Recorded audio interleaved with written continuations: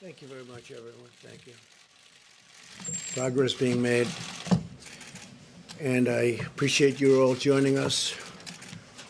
Last night, the FDA announced groundbreaking new policies to further increase testing, very substantially so. All states can now authorize tests developed and used within their borders in addition to the FDA. So the states are very much involved. They have been involved from the beginning, but we're stepping it up as much as we can, and the testing procedures are going well.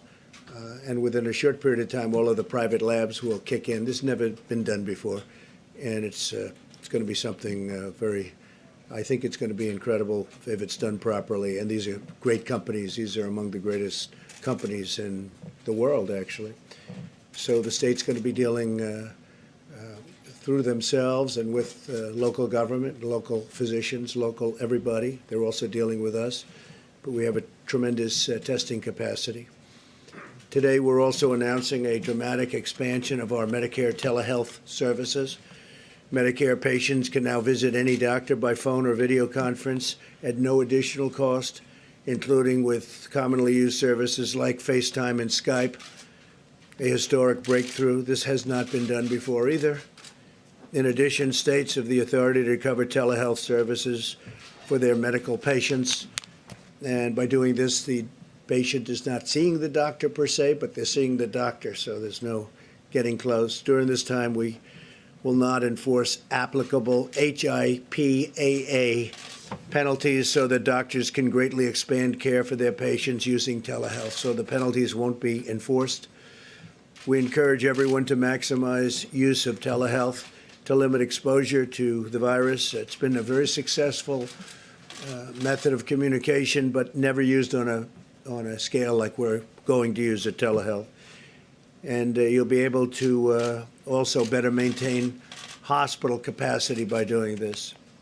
Earlier this morning, I spoke with executives from America's fast food industry, Wendy's, McDonald's, all of the big ones, Burger King, and they were great. We're talking about the pickups in light of yesterday's guidance you heard.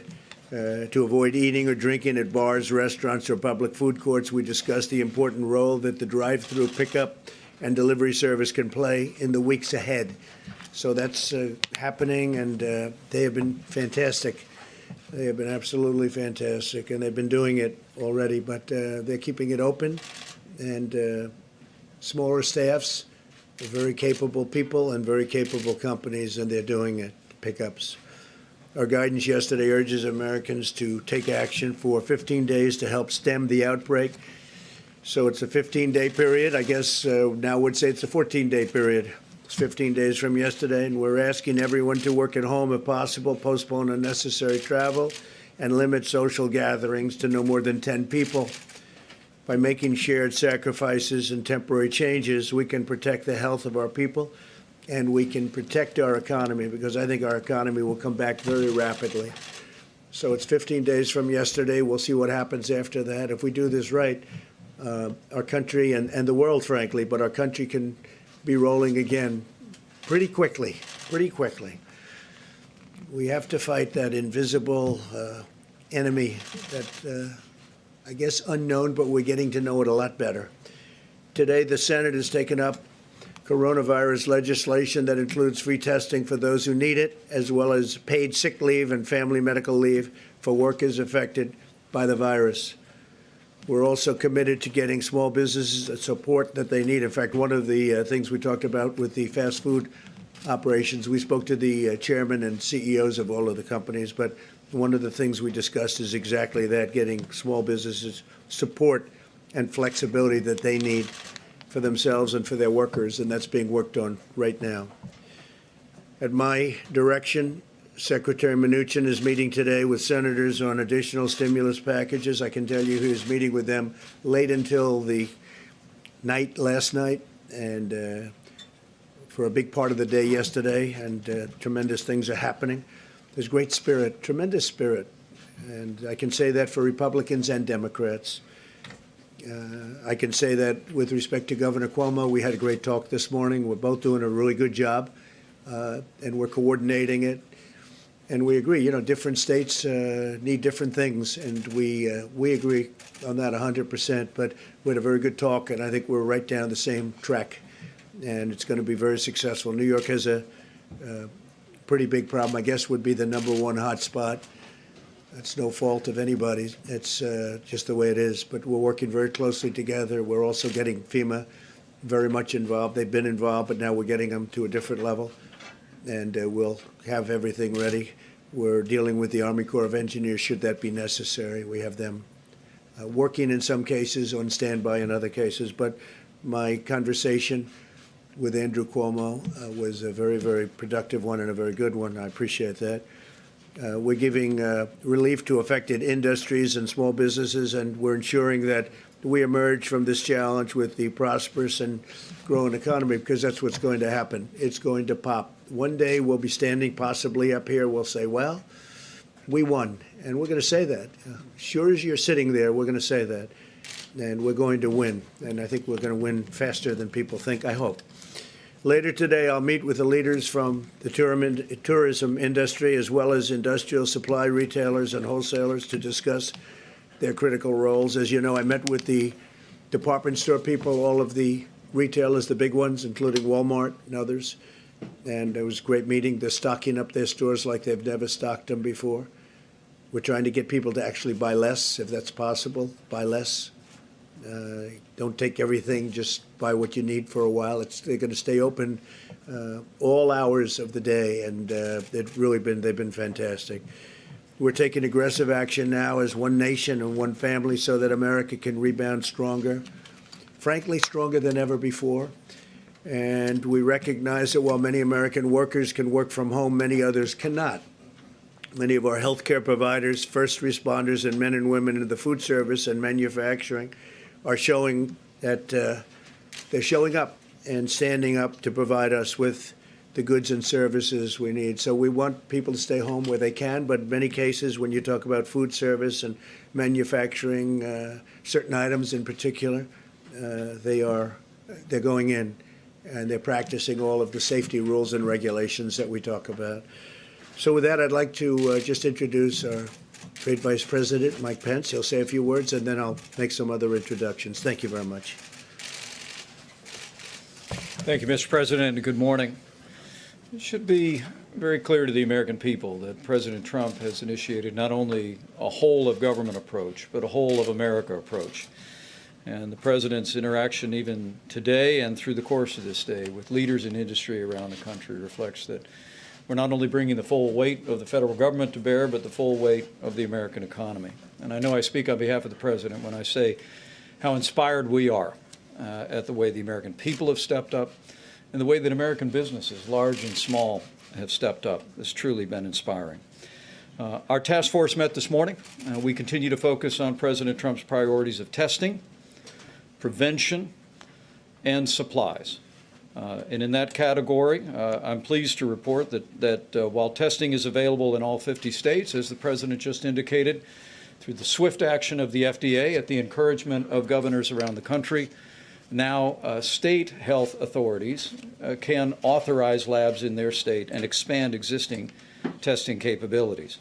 But also in connection with the FDA's action, which you'll hear more about in a moment, we now have continued to expand the public and private partnership that the President forged with vast commercial laboratories around the country, increasing access to the high-volume, high-throughput coronavirus testing that is greatly expanding access even as we speak. Also, our task force received a report this morning on the progress that the U.S. Public Health Service and FEMA are making, working closely with state governments and also partners in the private sector like CVS, Target, Walgreens, and Walmart to expand remote testing sites around the country. And we'll have a full report later this week as those come online. It's important the American people understand that testing is happening all over the country. But all of our health experts wanted me to tell the American people, you don't need the results of testing to know what you should do. And President Trump's 15-day coronavirus guidelines are advice for every American in every community. They're the result of the best guidance of CDC and our health experts. And as the President said, we continue to urge every American over the next 15 days to put into practice the principles in the President's coronavirus guidelines.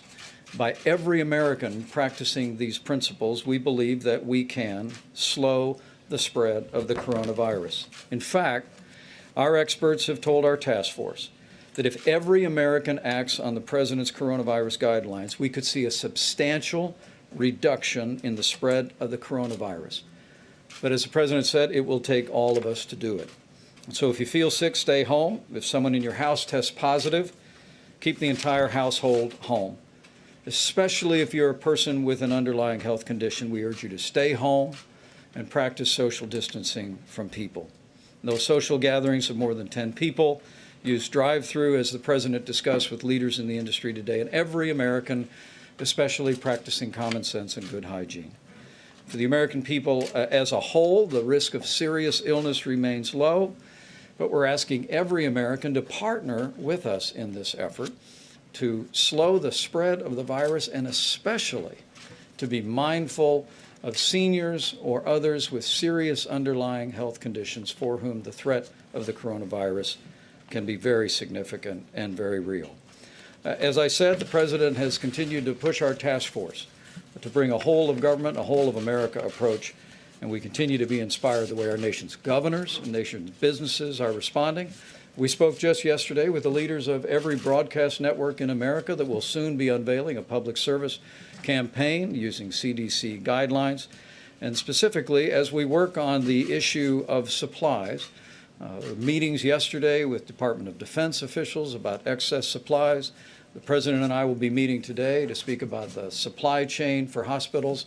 We would make one specific request, and that is we would urge construction companies to donate their inventory of N95 masks to your local hospital and forego additional orders of those industrial masks. Because of what the President asked to be included in legislation moving through the Congress today, those industrial masks that they use on construction sites are perfectly acceptable for healthcare workers to be protected from a respiratory disease. But we're asking construction companies that our President knows very well from his background, we're asking them to donate their N95 masks to their local hospitals and also forego making additional orders. At the President's direction, we will continue to do whatever it takes. We'll continue to marshal the best of the American people, the best of all the people behind me, the people behind them, our state and local officials, and we will get through this, and we will get through this together. Thank you, Mr. President. I want to thank Chad Wolf and Homeland Security. The job they did at the airports was really incredible. They screened thousands and thousands of people. O'Hare got backed up a little bit, but they got him out. But everybody was screened and screened very carefully. They didn't want to rush it.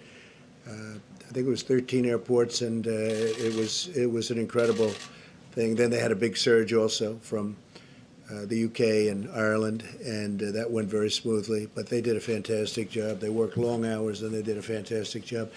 I'd like to introduce Steve Mnuchin, and then I'm going to ask Steve to leave because he's going to the Hill. He's been working very hard with the Senate and with the House on a very, very big, bold package. It's going to be big and it's going to be bold, and the level, again, of enthusiasm to get something done, I don't think I've ever seen anything quite like it. So, Steve Mnuchin, please. Thank you, Mr. President. I'd like to announce some very significant actions that the President has approved today.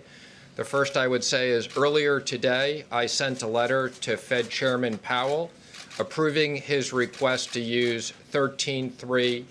And what that will do is the Fed will be setting up a special purpose vehicle, which the Treasury will invest $10 billion in from one of our funds.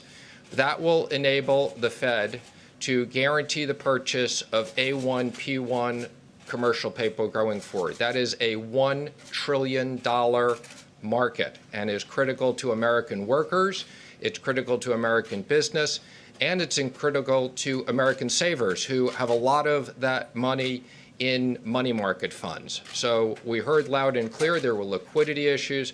This is very significant and will create, I don't think we'll need to use it all, but we have the ability to have the Fed purchase up to $1 trillion of commercial paper as needed. That has already created significant stability in the market today.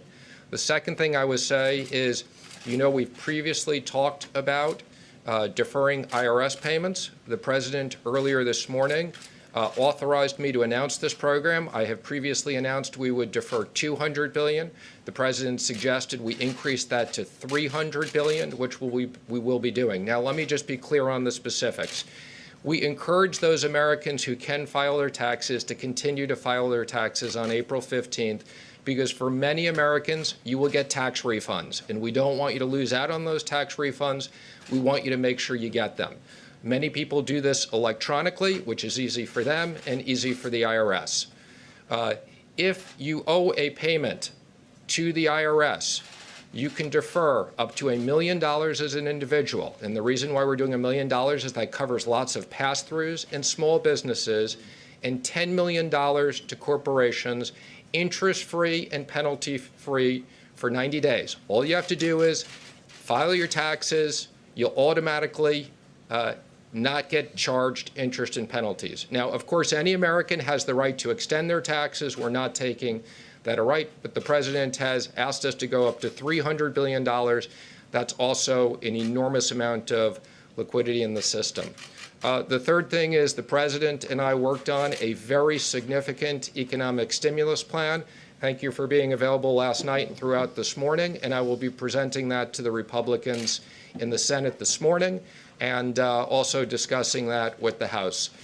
We look forward to having bipartisan support. We're now working with the Senate to pass this legislation very quickly, and these will be payments to small businesses. We've talked about loan guarantees to critical industries such as airlines and hotels, and we've also talked about a stimulus package to the American worker. You can think of this as something like business interruption payments for the American workers. Thank you. Do you have any questions for the Secretary of the Treasury? When you say a stimulus package for American workers, do you mean direct payments to Americans, or are you talking about a payroll tax holiday? Although the President likes the idea of the payroll tax holiday, I will tell you what we've heard from many people, and the President has said we can consider this. The payroll tax holiday would get people money over the next 6 to 8 months. We're looking at sending checks to Americans immediately. And what we've heard from hardworking Americans, many companies have now shut down, whether it's bars or restaurants. Americans need cash now, and the President wants to get cash now. And I mean now, in the next 2 weeks. How much? I will be previewing that with the Republicans. There's some numbers out there. They may be a little bit bigger than what's in the press. Go ahead, please. Please, wait, please. What help are you going to give to airlines specifically? I've had discussions with all the airline CEOs this week.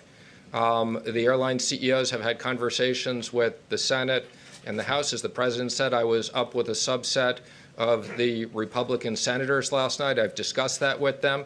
I think, as you know, this is worse than 9/11. For the airline industry, this is, they are almost ground to a halt. The President wants to make sure that although we don't want people to travel unless it's critical, we want to maintain for critical travel the right to have domestic travel. $60 billion, is that enough? I'm not going to comment on the specifics. I will tell you we're very focused. There's a lot of workers. This is strategically important to us, and we'll be working with Congress on this. The airline industry will be in good shape. Yeah, go ahead, please. There's been talk about $1,000 checks to every American, increasing support among Republicans and some Democrats for that. Would you support that going to everyone, or would you support some sort of income restriction on who gets a check? Well, I think it's clear we don't need to send people who make $1 million a year checks, okay? But that's one of the ideas we like. We're going to preview that today, and then we'll be talking about details afterwards. Well, I think we're going to do something that gets money to them as quickly as possible. That may not be an accurate way of doing it, because obviously some people shouldn't be getting checks for $1,000. And we'll have a pretty good idea by the end of the day what we're going to be doing. Mr. Secretary, Yeah, John, please. Can you tell, how would the mechanics of this work? I mean, we've been talking about a payroll tax holiday, some $500 billion worth was floated to me today. So how would this idea of sending people a check work? Would that be sort of an advance on what they would pay in payroll taxes? How would it work? Again, we want to make sure Americans get money in their pockets quickly. We want to make sure small business owners have access to funds. We want to make sure that hotels, airlines, we have an entire package. We'll be laying out those details later today. Yeah, I have to say this, there are 4 different ways you can do it. That's okay. 4, you can hear me well enough, I imagine. Sorry. Okay. People at home, you're right. Those are very important people, come to think of it, especially your people. Look, we have 4 or 5 ways we can do it, 4 ways in particular. I think there's a 5th possibility, but there are some very good ways of getting the money out and getting it out quickly.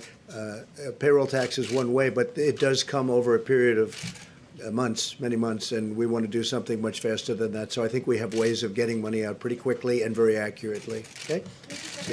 Can you talk about the timeline, please? How quickly do you think you can get this done? And while there is The president has bipartisan instructed me, support we have to do this now. So this is now. by the end of the week? We are going to work with the Senate, who's in session right now, actively. We will continue to have conversations with the House. I've already spoken to Speaker Pelosi once today. This is stuff that needs to be done now. The president has instructed me that this is no fault to American workers. For medical reasons, we are shutting down parts of this economy, and we're going to use all the tools we have, as I've said, and what tools we don't have, we're going back to Congress. We've seen I got to go back to $850 billion. To those who might be concerned that's too expensive. We don't want to talk about it, but it's a substantial number. We're going big. The expression, we could do it 2 ways. We could keep going back every day or every week. We're going big, and that's where Mitch McConnell, that's the way he wants to go. That's the way I want to go. I think we want to get it done and have a big infusion as opposed to going through little meetings every couple of days. We don't want to do it that way. We want to go big, go solid. The country is very strong. We've never been so strong, and that's what we're going to be doing. We don't want, with this invisible enemy, we don't want airlines going out of business. We don't want people losing their jobs or not having money to live when they were doing very well just 4 weeks ago. So we're going big, and that's the way it'll be, and that's the way everybody seems to like it on the Hill. Any other questions for Steve? Sorry, in addition to airlines and hotels, you had a call with restaurants today. Was any type of emergency assistance discussed on that call? A lot of restaurants have to close. Even if they are doing delivery, they're not making as much money as they would with a full house. Let me make 2 comments on the restaurants, and the president understands this. This was emphasized this morning. First of all, we want to make sure that the states allow the drive-through portion of these fast foods to stay open, particularly in a time period where we're telling people don't go to restaurants. These companies feed a big part of America, and I expect they're going to feed a bigger part of America. The second thing they asked me to emphasize, I wasn't going to do it now, but as long as you asked, many of these companies have apps. You can order ahead of time. That way when you get there, it's as simple as they'll have it packed. They can give it to you with social distancing, and it'll be very fast. So we expect that they will be able to feed a large part of the population. And in regards to support, I will say a lot of these businesses are small businesses, are companies, franchisees, 500 or less, and we have a specific program we'll be unveiling that helps all businesses, small and medium-sized businesses of 500 and less. Secretary, one first question regarding Marriott Corporation. It announced that it is furloughing thousands of individuals because of the impacts of the coronavirus. Will your legislation help those individuals? I hope so. That's one of the reasons why we got to act very quickly, because we understand whether it's the airlines, hotels, for good reasons to protect the United States on medical issues. These businesses are shut down, and the president wants to make sure, as I've said, we will use all the powers we have. You saw this today, $1 trillion of potential liquidity into the market, and the powers we don't have, we're going to Congress. And I will say there's a lot of bipartisan support for these issues. So I'm going to apologize because I have to go deal with some other things, if that's okay, Mr. President. Thanks, Steve. Oh, yeah, I do want to comment on this, okay? We absolutely believe in keeping the markets open, okay? Americans need to know they have access to their money. After September 11th, the only reason why the markets were closed was because the technology was disrupted. I've been on the phone with the major banks, with the New York Stock Exchange. Everybody wants to keep it open. We may get to a point where we shorten the hours if that's something they need to do, but Americans should know that we are going to do everything to make sure that they have access to their money at their banks, to the money in their 401ks, and to the money in stocks. So I want to just be very clear, we intend to keep the markets open. And the banks are record-setting strong, so we have that, which is a much different event than what we had not so long ago. John, go ahead. Mr. President, you mentioned the Army Corps of Engineers. Right. You've had a conversation with Governor Cuomo. Right. He believes that New York is going to run out of hospital beds. Are you prepared to mobilize the Well, Army we've Corps been asked to, and we're- increase capacity? Yes, we're starting to. We're starting the process, and it's a process. We hope it's not going to be necessary, but it could be necessary. The state is working on it very hard themselves, but we'll probably supplement what they're doing. And given that many of the precursors for our pharmaceuticals come from China, and there have been supply disruption, that supply chain has been broken to some degree. Do you expect that we could run into a shortage of prescription drugs? No, I don't see that at all, and I think China has every incentive to make sure that things work well. China wants to make sure that things work very well. They have every incentive to do so. John? Mr. President, the governor of Ohio has called off the election that was supposed to happen today, the primary election. Do you agree with that decision, and what steps are you taking to ensure that elections going forward, if this pandemic continues, that elections will be able to happen, including, of course, the big one in the fall? Well, the governor of Ohio is doing a great job. He called that off, and we'll see what happens. There's a court case, and it hasn't been fully determined yet. But if he called it off, I could understand that because, he's definitely somebody that knows what he's doing. We'll be seeing what very soon. They're going by the rule of 10 as opposed to 50, and that's pretty tough. I would say probably you could violate that if you wanted to for an election. I just think an election is a very special thing. He chose a different date, I think a date sometime in June. But that would be a decision that would be made by him. He felt it was necessary. The courts somebody's challenging it, so the courts will ultimately decide. Well, what are you doing to ensure that further elections, if we're still in this situation a month from now, 2 months from now, you What I'm suggested doing, July, what do we do? what I'm doing, John, is very simple. We're getting rid of this virus. That's what we're doing. That's the best thing we can do. By the way, for the markets, for everything, it's very simple solution. We want to get rid of it. We want to have as few deaths as possible. This is a horrible thing. You look at what's going on with Italy. We don't want to be in a position like that, but a much larger, because we're a much larger country. We don't want to be there. And I think we've done really well. I think we've done well. I think the states have done well. We're all working together. The best thing we can do is get rid of the virus. Once that's gone, it's going to pop back like nobody's ever seen before. That's my opinion, but I think it'll pop back like nobody's ever seen before. Please. Mr. President, just to follow up on John's question, specifically how many new hospital facilities could the Army Corps of Engineers build? And also, what specific measures are you taking to try to increase the number of ventilators in the stockpile? Right. We've ordered massive numbers of ventilators. We have, by any normal standards, we have a lot of respirators, ventilators. We have tremendous amounts of equipment, but compared to what we're talking about here, this has never been done before. And yesterday I gave the governors the right to go order directly if they want, if they feel they can do it faster than going through the federal government. Now, we've knocked out all of the bureaucracy. It's very direct, but it's still always faster to order directly. And I gave them, that was totally misinterpreted by the New York Times on purpose, unfortunately. But it's very important. Yes, Mike? I could amplify. Yeah, please. Yeah, thank you. The President directed us to work with the Department of Defense. There's two ways that DOD can be helpful in terms of expanding medical capacity. I know the governor of New York has asked us to look at the Army Corps of Engineers, which could perhaps renovate existing buildings. But the President also has us inventorying what you all would understand as field hospitals or MASH hospitals that can be deployed very quickly. We spoke with Governor Inslee yesterday in Washington State. We have resources in that part of the country that we could move. And as governors make these requests, we will process them, bring them to the President. But there are two different lanes that DOD can provide, in addition to many medical supplies to augment our national reserves.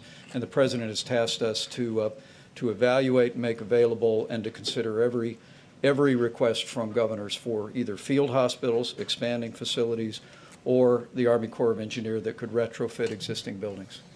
The Army Corps is very prepared to do as we say, and we're looking at where it's going. But and they do call them MASH hospitals, but the field hospitals go up very quickly. We have them. We have all of this equipment in stock, and we're looking at different sites in a few different locations. And we're not going to need them in West Virginia, where so far I guess they have none. Still none? Still none, right? West Virginia. Big Jim, the governor's, he must be doing a good job. Or is that just reported? That's what's reported. No, but is that a reporting issue, or is that they have no cases? Well, that's all that, I just see West Virginia is the only one that has no cases. So obviously, that's being treated differently than in New York or California, different parts of California. I do say this, though, the Army Corps of Engineers is ready, willing, and able. We have to give them the go-ahead if we find that it's going to be necessary. We think we can have quite a few units up very rapidly. I'm going to work with Governor Cuomo. I'm going to work with a number of the governors. Governor Newsom has been very generous in his words, and I'm being generous to him too, because we're all working together very well. And I think a lot of very positive things have taken place. We're talking to California about different sites, but we can have a lot of units up fairly quickly if we think we need them. I think what I'll do is I might ask Seema to say a few words on the telehealth, and then we can get back to this, please. Seema?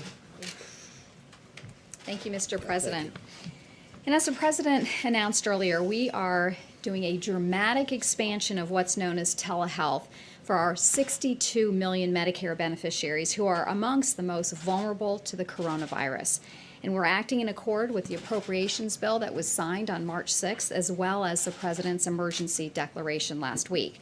And this action is a part of our broader effort to ensure that government requirements, rules, and regulations don't get in the way of patient care during an emergency.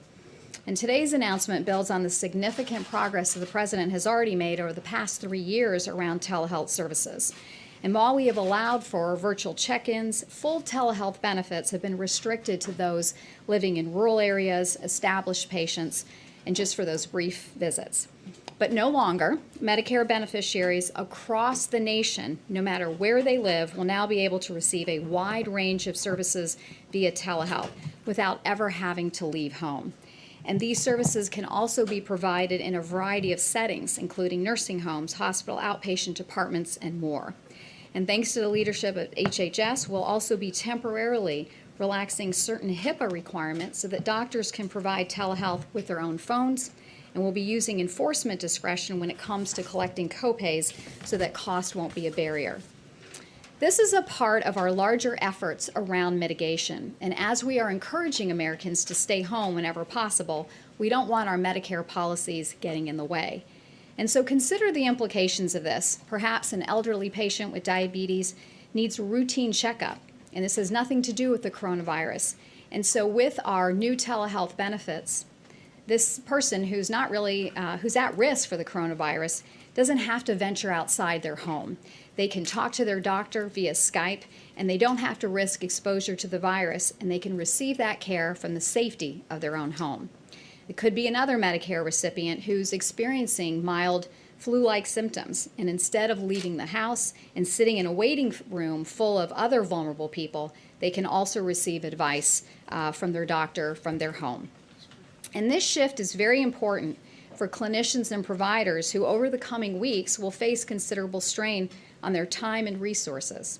And now Medicare patients who don't absolutely need to come in to an office won't have to, and this allows the healthcare system to prioritize for care for those that are that have more needs or in dire need, and preserves protective equipment as well. State Medicaid agencies can also provide telehealth services without federal approval, and so we're asking all states to make this available as well. And we've also asked private insurance companies to expand their telehealth benefits and make it clear to their providers and their members what they cover. As our nation seeks to balance the twin imperatives of getting Americans the care that they need during this outbreak and limiting the spread of the virus, the impact of this historic action simply cannot be overstated. In an emergency, those on the front line shouldn't have to worry about federal rules and red tape, hamstringing them when they need flexibility above all else. And we're doing everything in our power to make sure that that doesn't happen. I also just want to briefly mention that because of the President's emergency declaration, we do have the ability to provide a lot of Medicaid waivers, and Florida was the first state to be approved. We were able to do that in a matter of days. Thank you. Any questions, please? Where do senior citizens go for instructions on how to do the telehealth? They should call their doctor's office, and their doctor's office can tell them how to do that.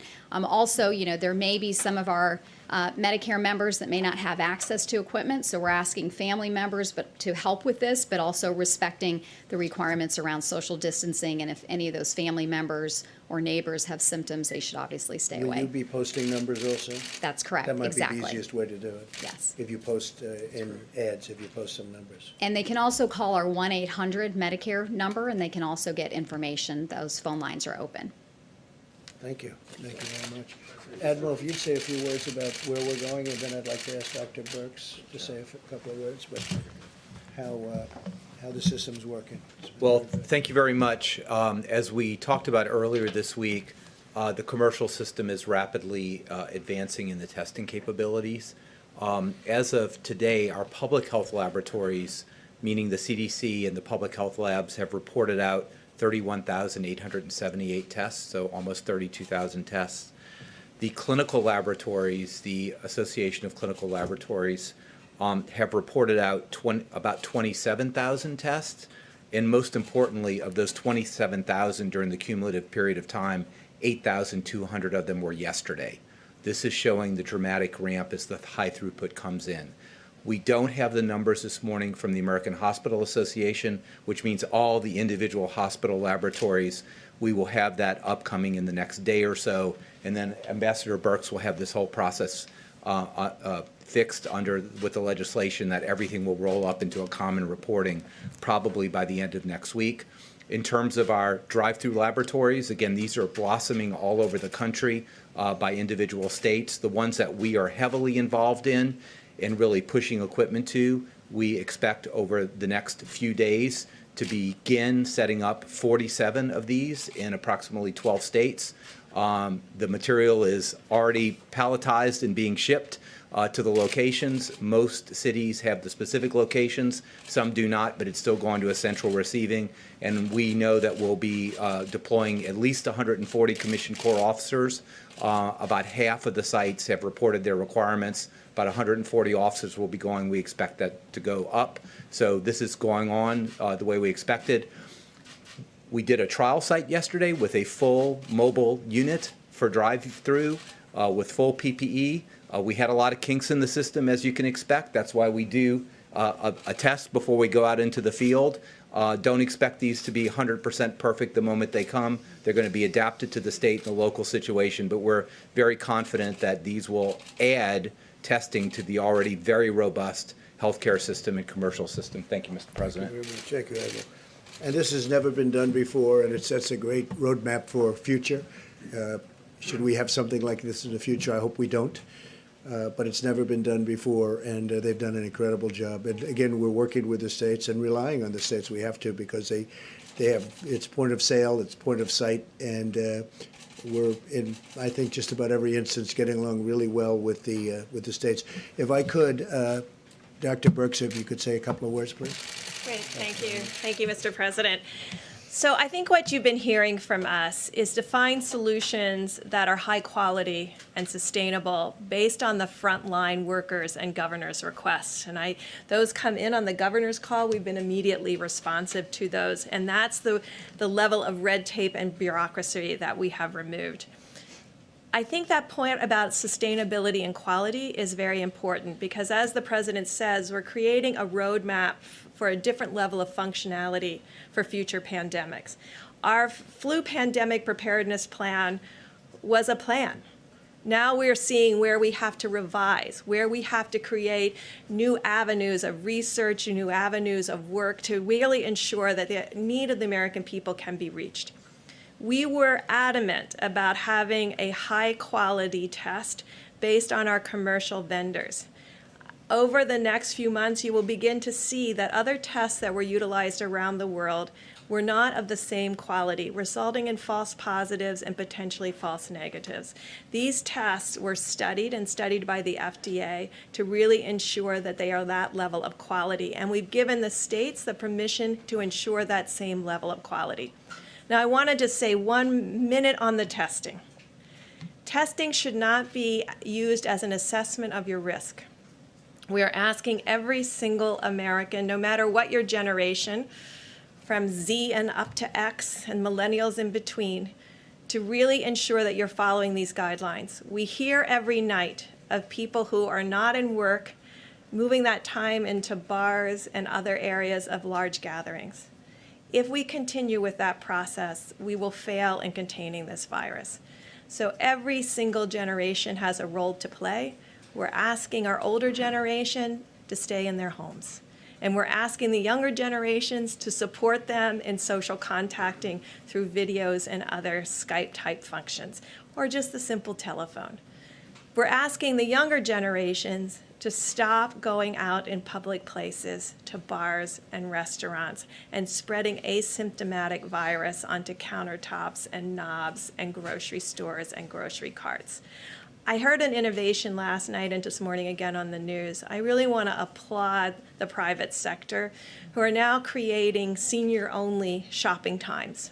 I think that's extraordinary. I think that shows what America brings, and I think other countries will learn from us about how to really protect seniors in this type of way. I'm hoping that carries through to next year when we have our flu epidemic, where we can really have a very different profile of the amount of mortality that we have during flu that we never talk about. Anywhere from 15,000 to 45,000 individuals are lost every year. If we learn how to do this well and sustain some of those core changes, we can change the way respiratory viruses, not only for this, but the future, affect Americans. It's a big thing. Question Doctor, for the maybe a couple of ambassador. questions. Yeah, so a question on the clinical data. So we've had now roughly 5,000 people test positive. We've had 90 deaths or so. When are we going to know the data of who those people are? Who has been infected, what the ages are, what the pre-existing conditions are, how serious it was, both for those who have been tested positive, but also those who have died? Well, you are singing my sheet of music. I'm very data-oriented, so thank you for bringing up this issue of data. I really want to applaud HHS. We had a discussion about this several days ago. They've made calls into Seattle and California to really understand that, and also importantly to understand how many of their patients needed ventilators, how many of them needed oxygen support, how many of them needed and what they needed. Could we predict early someone who was going to have a more difficult course? These are all the questions we're asking and answering right now. We did get an early report back from Santa Clara and Seattle. We're digesting it. We just got it this morning. We're looking at that carefully because we think that roadmap is very important to other communities. We have not discussed this with New York yet. We do know from other countries, and that all is available online, that profile. You can see that mortality under 30 is extraordinarily low. The mortality across the board outside of Wuhan is now settling somewhere around 0.7, but that should not be reassuring because it's much higher in people with pre-existing medical conditions, even if young, and people that are older with pre-existing medical conditions. And so we still want every American focused on doing what they can do today to change the course of this pandemic. Will you commit to making that data public so we will all know? We're committed not only to making it public, but to have a website that everyone can see in real time. Dr. Birx, if I could just follow up. You all are signaling a much more aggressive posture toward containment mitigation now. And many states have been very aggressive. But there is a small number of states that have not issued public guidance to their residents. Is it important for the success of the effort that 100% of the states be forward-leaning on this? And if so, Mr. President, what would be your message to those states that have not? Okay. So that's why the Vice President and the President yesterday issued those critical guidelines As I said this morning on Fox and Friends, you can look at them as guidelines, you can look at them as requirements, and you can look at them as the president asking every American in every state to follow those. That's why we put them out at the federal level. We wanted to make sure every American knew what they could do today to change the course of this epidemic. I think it's empowering. I think it says all of us have a social responsibility to each other, and that's why we believe that every mayor and every governor should be instituting these guidelines that came from the White House and the President of the United States. And we've been very tough in those states. I know exactly who you're talking about. We've been very tough in them. Thank you. Please, go ahead. A follow-up question on the testing. You've been telling us for days now that millions of tests have been sent out. So why have fewer than 60,000 people actually been tested?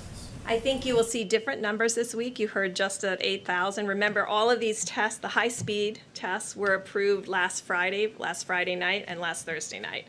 I think if I could talk to Thermo Fisher and the other groups that have these platforms out there, do not rely on a pull technology, push out those tests.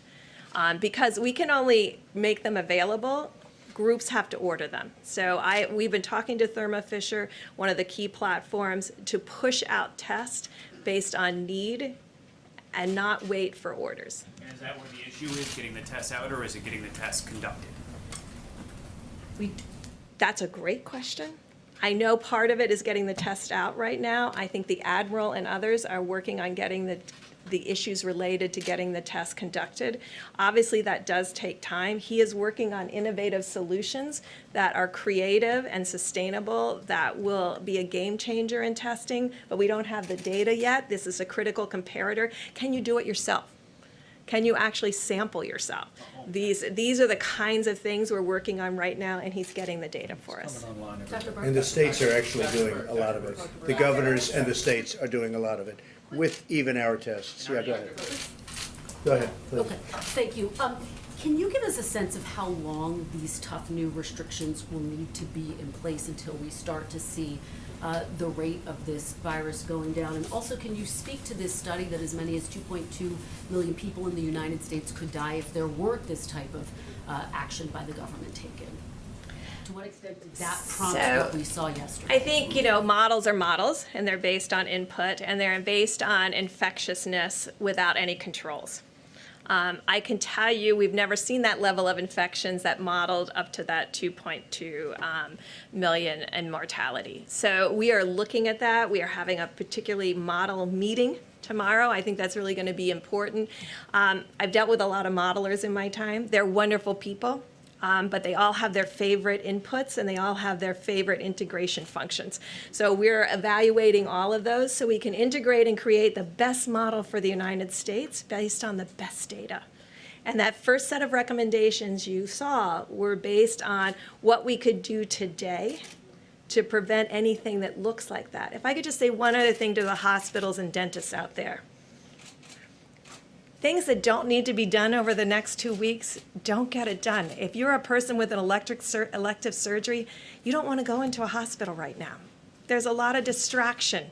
There's a lot of people doing a lot of other things to save people's lives. So let's all be responsible and cancel things that we can cancel to really free up hospital beds and space. And then let's do everything that we can to ensure that we don't need the ventilators because we protected the people who would have needed to use them. And are you looking at the possibility of more actions like, for example, limiting travel within the United States? Are you looking It's possible. It's possible. We'll see how it goes. I think there's been great cooperation with local governments, states. We'll see how it goes. It's going right now pretty well. Yeah, please, go Can I ahead. follow on that, Mr. President, Please, very quickly? yeah. Just very Go quickly. ahead. Do you need to invoke the Defense Production Act to get more of those medical supplies to different hospitals? Well, we're able to do that if we have to. Right now, we haven't had to, but it's certainly ready. If I want it, we can do it very quickly. We've studied it very closely over 2 weeks ago, actually. We'll make that decision pretty quickly if we need it. We hope we don't need it. It's a big step. Need more help from the federal government Well, when it comes to those supplies. When you What say do the to states, those governors? in particular, 3 states need some help. And some states, have 2 people, 3 people, no people, in the case of, again, West Virginia. So we're looking at it very closely. We've taken it apart 15 different ways. It's a very difficult thing to do. It's a very big step, and if we need that step, we'll take it. Okay? Quick follow on Kristen's first question. A lot of people have got travel to places that aren't considered hotspots, Yeah. Caribbean, Mexico, that sort of thing over the next few weeks. Would you recommend that they follow through with those plans? I would just say, enjoy your home stay.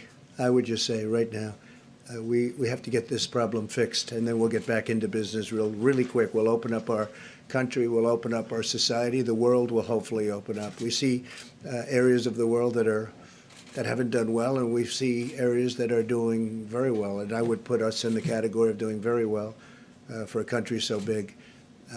I think that I would recommend that they just enjoy their living room. John? Yeah, go ahead, please. What do you say to people who are not heeding these guidelines from the White House? And then also I have a question on asymptomatic people that Dr. Birx. I'm not happy with those people if they're not. But you know, those people are being shouted down by other people. They know it. They're being, it's almost like self-policing. People went in, there are a couple of instances, I guess, probably more than a couple, where people are not happy when they see others doing what they're not supposed to be doing. We have to get rid of this. We have to win this war, and ideally quickly, because the longer it takes, it's not a good situation. And I'm not even talking about the economy. I'm talking about the lives of a lot of people. Yeah, please, did you have one? Will the White House put any restrictions on corporate bonuses for companies that do get bailed out like airlines? I'm going to ask, I think I'm going to ask Mike, answer that question. I think it's all a work in progress. What President Trump has made clear to industries around the country is that we're going to do whatever it takes. We understand this is an extraordinary moment in the life of our nation. It's the reason why the President brought in leaders of the financial sector, airline industry. He'll meet with all additional industry leaders today in tourism and hospitality. But he has tasked the Secretary of the Treasury to work with members of Congress in both parties to make sure that we construct the kind of economic support that will allow those industries to weather the period of the coronavirus and then to come back stronger than ever before. We've had such incredible, I don't know, it's almost the word spirit is the best word. It's like a spirit. The banks have come in, and the banks are doing things that they would have never done. They're working on extensions and lots of things that they wouldn't have done. Co-pays with regard to the insurance companies. I mean, for them to be doing what they're doing, you know all about the co-pays. They would have never done that, and they did it. They were in my office. They, I would say, the 11 biggest in this country. I guess probably the 11 biggest in the world, the big ones, all the big ones, and they did things on copay that nobody would be doing, that they wouldn't have done in a million years, but they're doing it. There's a great spirit going on right now in the country. So you want to, yes, please. Dr. Fauci, you've said you like being accused of overreacting because that is an indication we may be doing things necessary to beat this, bend the curve. How long do you think it will take for you to be confident that yes, we're bending the curve, or no, we're not? You know, I can't give you a firm number on that because the dynamics of outbreaks in some respects are predictable historically. They do this and that. We don't know because this is really unprecedented. I mean, of all the outbreaks that I've been involved with over the last at least 36 years, and then going historically back, we've never had a situation where the mobilization of all the different components, travel restrictions, internal containment, mitigation, financial assistance, public health assistance, testing.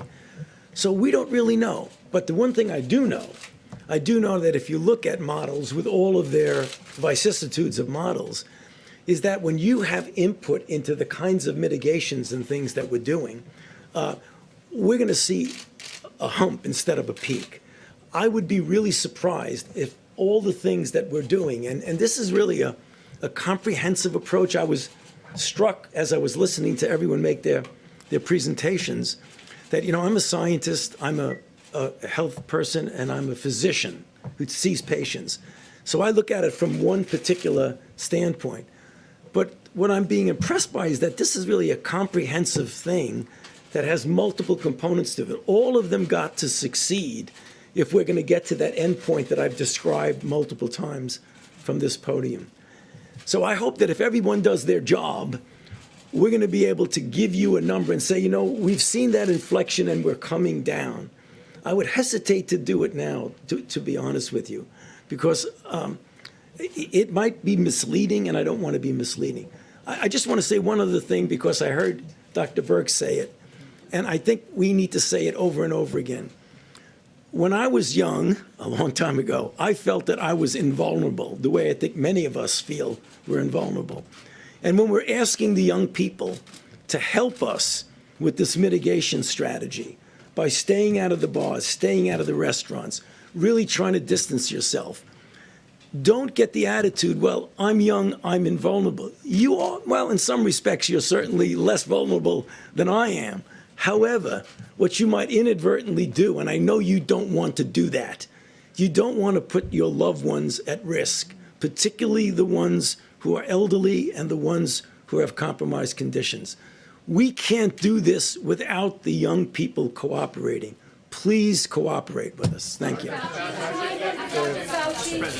Fauci, and I'm going to read my notes so I get this right, but there's apparently a new study out of China. It found that the vast majority of cases, 86%, were in untested patients with mild to no symptoms. So what does that say about the impact of testing, and does it mean that testing should actually go beyond the sickest patients? That question keeps coming up, and I'm not going to evade the question, but I want to make a point.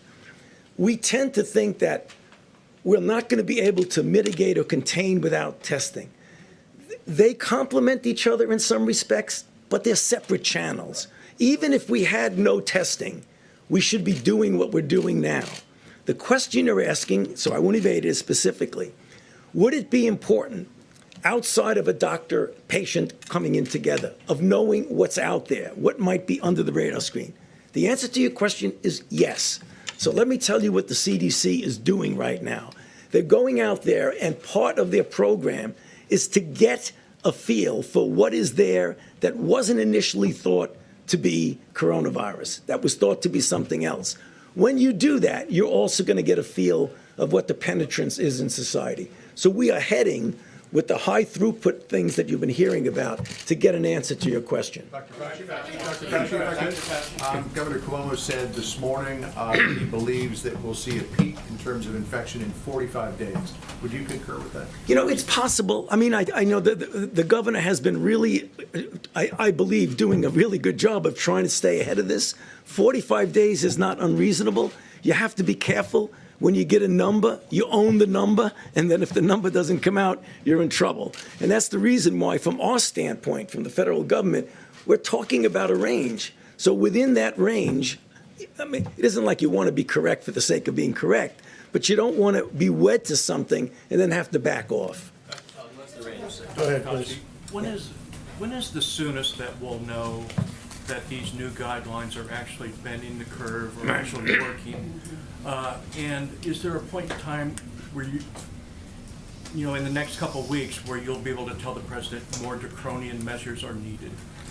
Well, okay, so what's happening, I mean, if you look as a metaphor, it's kind of like a race against the virus. If left to its own devices, we'll do this. And us trying to somehow blunt that. Now, you could see the virus going up and up, and your effect, your work, what you're trying to do, may actually be having an effect, but you may not see it because it'll still be going up. And as you're trying to implement your interference with the virus, you may not realize that you're actually interfering, and you'll say, wait a minute, it's still going up. What's going on? You've done nothing. But you don't know whether it would do this versus that. So the answer to your question, it probably would be several weeks and maybe longer before we know whether we're having an effect. It may be at the end of the day, we'll see a curve that would have been way, way up. But I wouldn't put us to task every few days. Well, wait a minute, it's going up. Is it working or not? That would be really misleading if we do that. Dr. Fauci, I have a question. Go ahead. Regarding the 15-day guidelines which were announced yesterday. One of those guidelines was a recommendation against gatherings of 10 or more people. And today, the governor of Alabama issued her own guidelines, and it was a recommendation against gatherings of 25 or more people.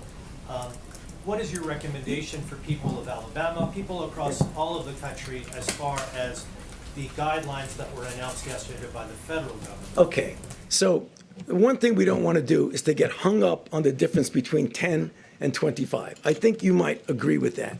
When we give guidelines, they're only guidelines. We sit down, we look at the data, as Dr. Burke said, we're data-driven, and we say on different models, 10 looks good.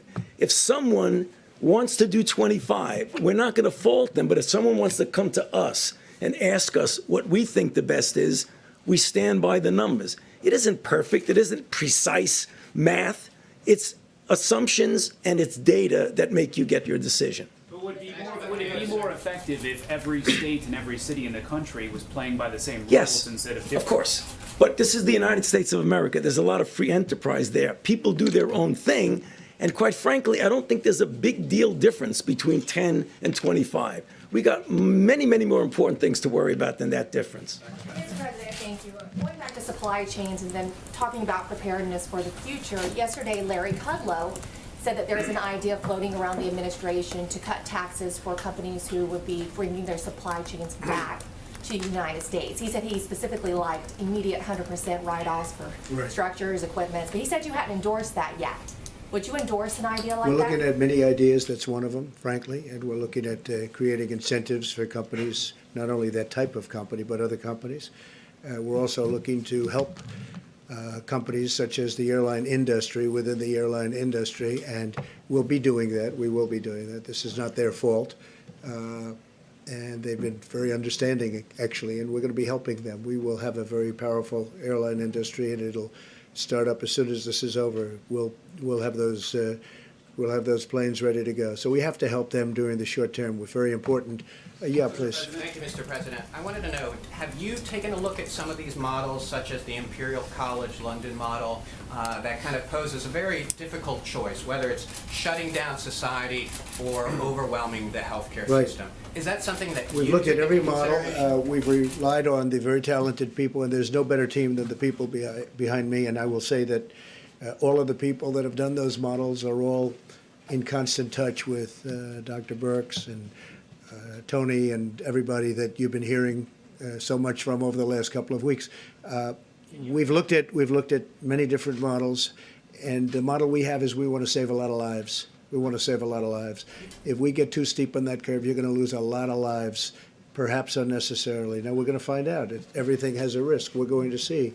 But if people do what we're telling them to do, what we're asking them to do, you're going to see the saving of a lot of lives. Now, Boris, in UK yesterday, you saw what happened. It looked like they were going a different way, but then he went a way of similar, I don't know exactly, but I would say we had a conversation yesterday similar to what we're doing. So a lot of people seem to think this is going to be, we are looking to save the maximum number of lives. Everything else is going to come back. A life is never going to come back, but everything else, our economy is going to come roaring back.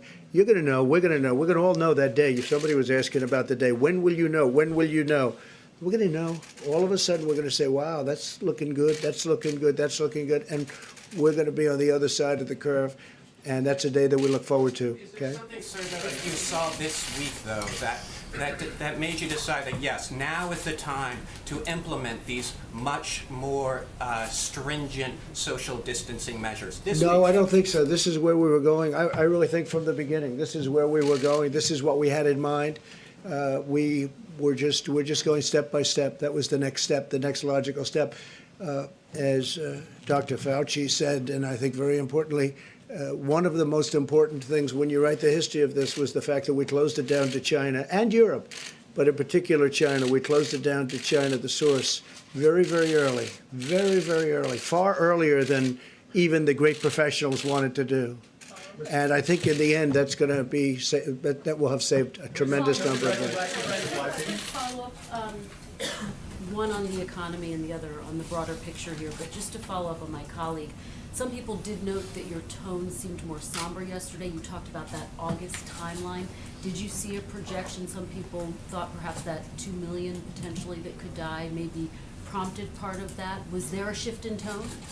I didn't think, I mean, I have seen that where people actually liked it, but I didn't feel different. I've always known this is a This is a pandemic. I felt it was a pandemic long before it was called a pandemic. All you had to do is look at other countries. I think now it's in almost 120 countries all over the world. No, I've always viewed it as very serious. There was no difference yesterday from days before. I feel the tone is similar, but some people said it wasn't. Last one on the economy. Your former economic advisor said almost 100% chance of a recession. Do you see it that way? It could be. I mean, I don't think in terms of recession. I think in terms of getting it out, because when we're finished with the virus, we will win. We will win. And when that victory takes place, our economy is going to go through the roof.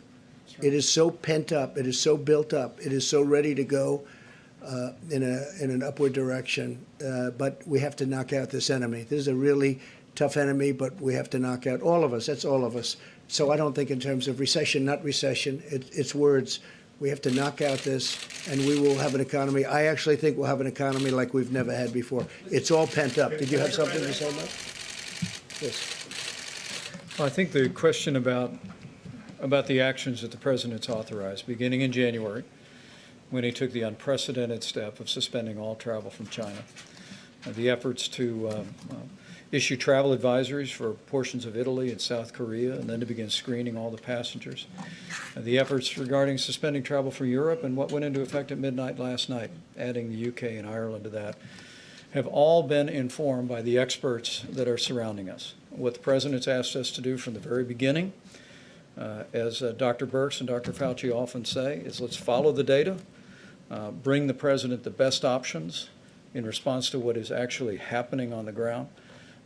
But with regard to yesterday's 15-day slow the spread plan, our team unanimously brought to the President these very strong recommendations for every American, because we truly believe we are at a point in this epidemic in our country when we can reduce the number of people that actually are exposed to or contract the coronavirus.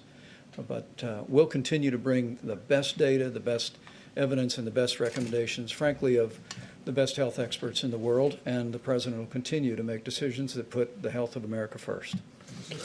In other words, reduce the number of people that die. That's what we're trying to do. And when you do the steep curve, a lot of people are going to die. A lot of people. You know, the worst ever, they say 1918, and I don't have to go into the numbers, but they were unbelievable numbers. Had they known and had they done what we had now, it would have been a very much different story. It would still be tragic, but it would have been a very much different. But that was the one that people write about. That was an incredible pandemic, like we haven't seen. But we have done something that I hopefully we will all have made the right moves. We're all in this together, including you, and we want to see fair press. And I tell you what, it's been generally speaking, I think it's been a great thing to see. It's been very, very getting along with Democrats, getting along with Republicans, for the Democrats themselves. There's been a lot of spirit. There's been a lot of things happening that I haven't seen happen in the first almost now 3.5 years. It's been very nice to see. That's one of the good things. But what really the good thing is, we have to knock it out. We have to win. And we want to keep that slope as low as possible, because that's a lot of lives in there. Let's go back there. Somebody that didn't get one, please. Go ahead. Mr. President, this has had a huge impact on China's economy as well. Have you received any indication from officials there that they're going to have trouble meeting the purchase agreements, part of the Phase 1 deal, particularly the agricultural buy? Well, they need our product very badly. And no, I haven't received any. We have a good relationship with China. I have not received anything to that. No, we have a signed agreement. They're going to be buying, and they have been buying a lot of product. Yeah, please. Earlier today, Dr. Birx was talking about the possibility of our hospital system being overburdened, overtaxed, and she talked about certain options that are available to the United States if that happens, including VA hospitals, Department of Defense medical treatment facilities, and even hospital ships. At what point do you tap into those options? Well, I'll know the point, and by speaking with Governor Cuomo and other governors, we're going to know the point. It's going to be different for New York than it's going to be from, Iowa, or from Idaho, or from West Virginia, frankly, or for it's different. New York has got a big problem. The state of Washington has a big problem. California has some big problems. Everyone's doing a good job, but we're going to know when it will be. And I believe it'll be more spot than it will be. It's not going to be the whole thing. It's going to be spots. There are some hot spots that are in trouble, big trouble. And there are other areas that are in no trouble at all. They watch it on television. They don't know. It's just not affecting them. And they're lucky. They're lucky. But there are areas of the country that don't have much of a problem and some that don't have any problem. They're not going to have a problem with hospitals, but some areas like New York, California, state of Washington, they're going to have some difficulty. And when we see that coming, we're going to be in there. We're already making preparation for it. Senator Marco Rubio of Florida, your trade advisor, Peter Navarro, have been recommending an executive order that would ensure that the raw materials for pharmaceuticals and medical devices are manufactured here in the United States. We were getting some indications last week that you were close to signing this executive order. Can you tell us? Well, we're where looking you at are on different that? things, John. I don't want to say exactly. Right now, China's been sending us everything we need, but we're looking at some alternatives. Yes, we are looking for alternatives, and we have other places. Ireland does a lot of work for us. You know that in that world, in the pharma world, a very tremendous producer, and we are looking to bring a lot more back home. And I've been, excuse me, you know me for a long time. I've been talking about this for many years, long before I decided to run for president. I've been talking about this, and we have to be able to take care of our country. And that was one of the many things on the list. So we'll be talking about it. But we are discussing it, and Marco is very much involved, and Peter is very much involved. A lot of people are involved, and a lot of people feel that way. But we'll be discussing.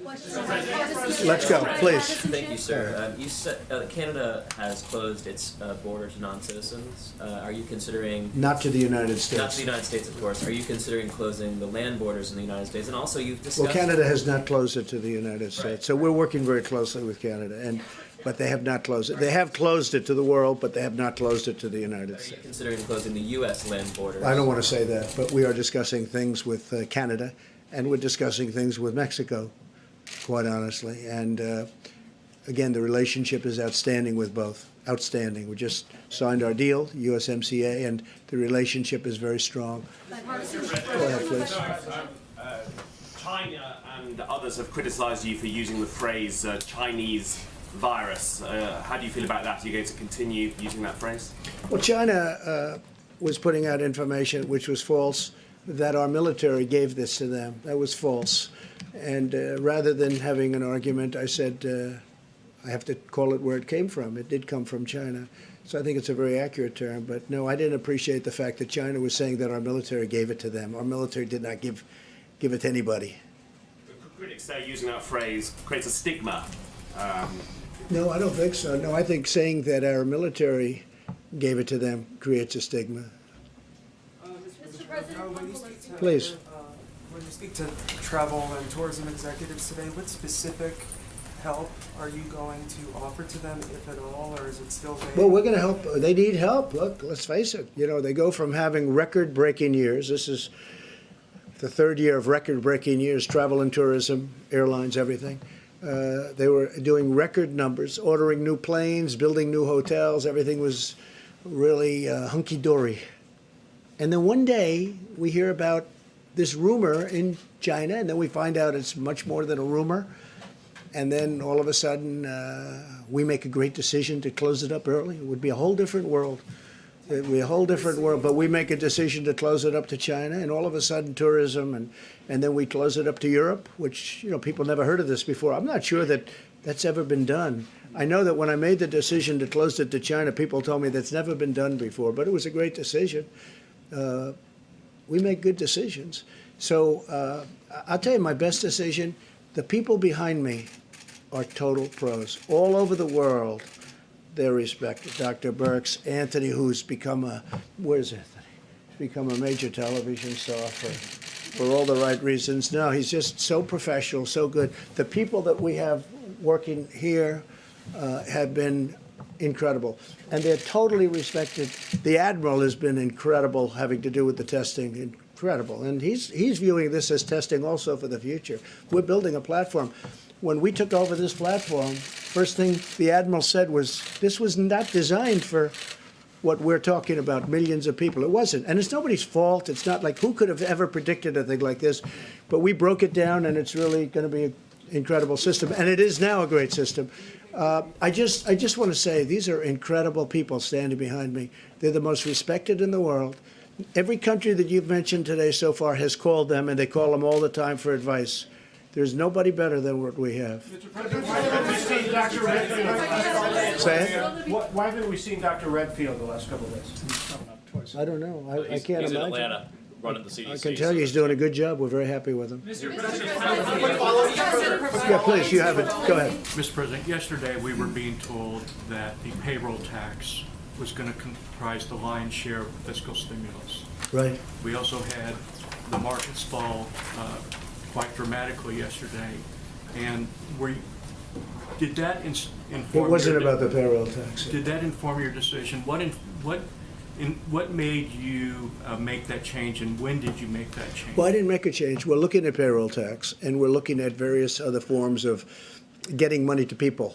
And the payroll tax is something that I've always liked. The problem is it does take a period of time, months, before they really see something.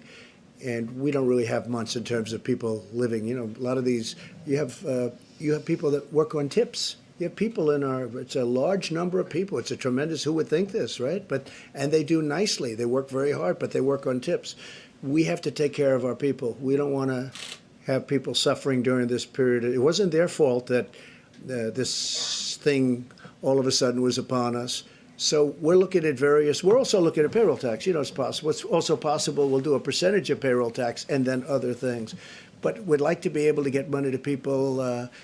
We're very lucky. Our country's doing so well. We can do this, and we can do it easily. But we have to do it. And I have to say, Mitch McConnell, if you look at Mitch and Kevin and the whole group, and it's been incredible how they're reacting, how Congress is reacting, how whether it's the House or Senate, how they're moving. And I'm talking about Democrats and Republicans, but we've had tremendous leadership meetings, and they want to see it done right, and they do want to go big. I think going big is important. I don't think we want to go up there every day with a different idea, a different concept. Oh, gee, let's worry about the airlines. Let's do this one. You have a big problem with the cruise ship industry. It's an industry that was setting all sorts of records 2 months ago. Then all of a sudden, there's nobody on the ships, okay?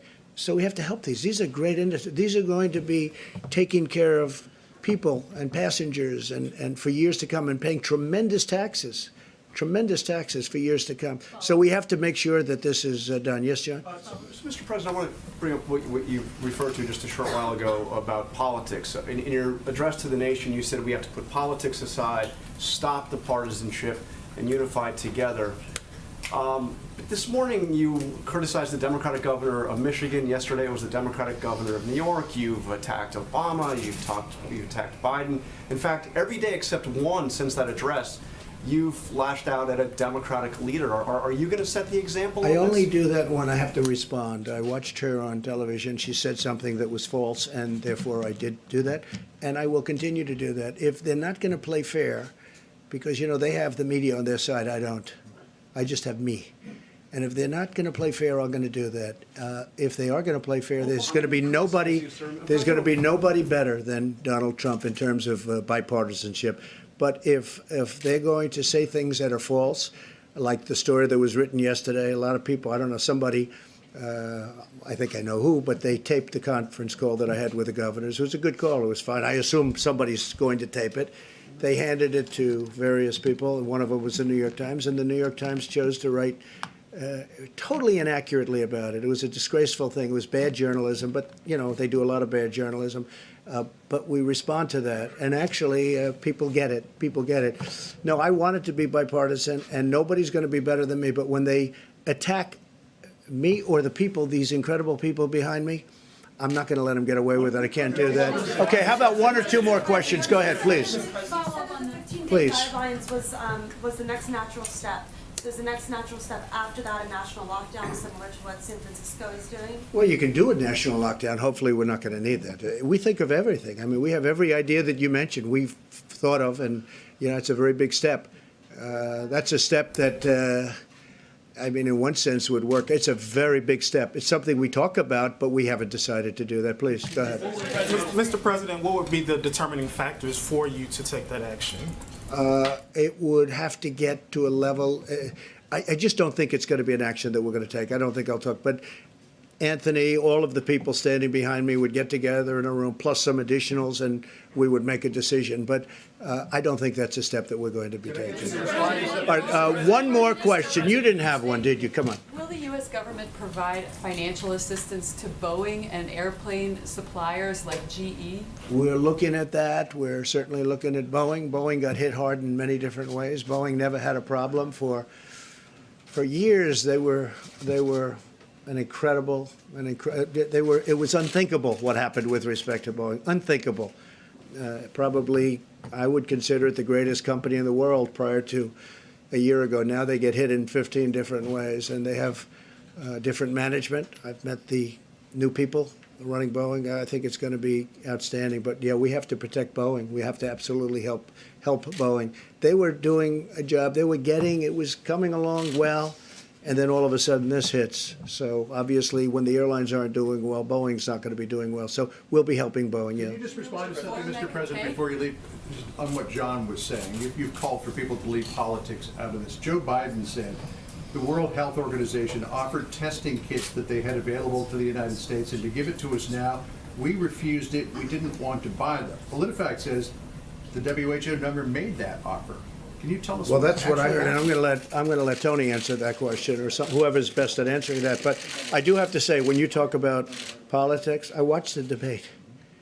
Not too exciting, but what they said about me, and we've done a great job. When you talk about not being bipartisan, what they said about me, and if you look at swine flu, the whole thing, and I guess it was 2009, and what they did and the mistakes they've made, they were terrible. They were horrific mistakes. 17,000 people died. And I'll be honest, they shouldn't be criticizing because we've done a fantastic job. The only thing we haven't done well is to get good press. We've done a fantastic job, but it hasn't been appreciated.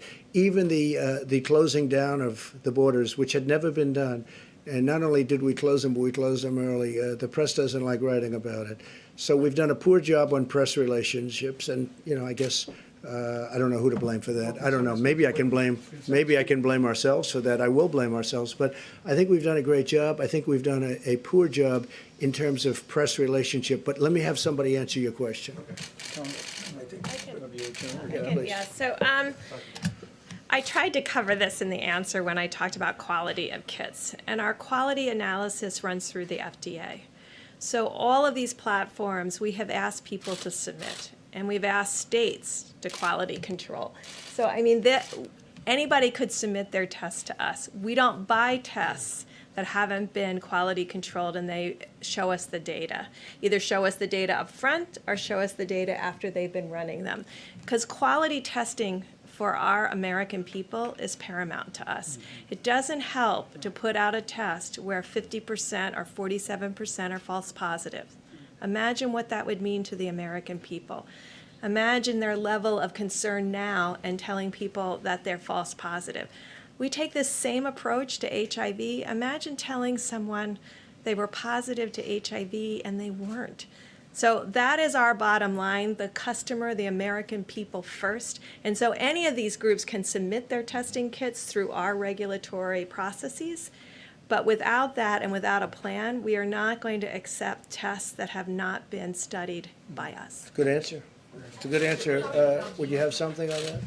I'm just going to emphasize a little bit more on that. When I became involved in the testing world, I called as senior officials at the WHO as I could find to understand what the situation was. And as far as I can tell from sources that should know, no one ever offered a test that we refused. That's what I heard too. This is a research grade test, right? Research grade test that was never submitted, not approved, not submitted to the FDA.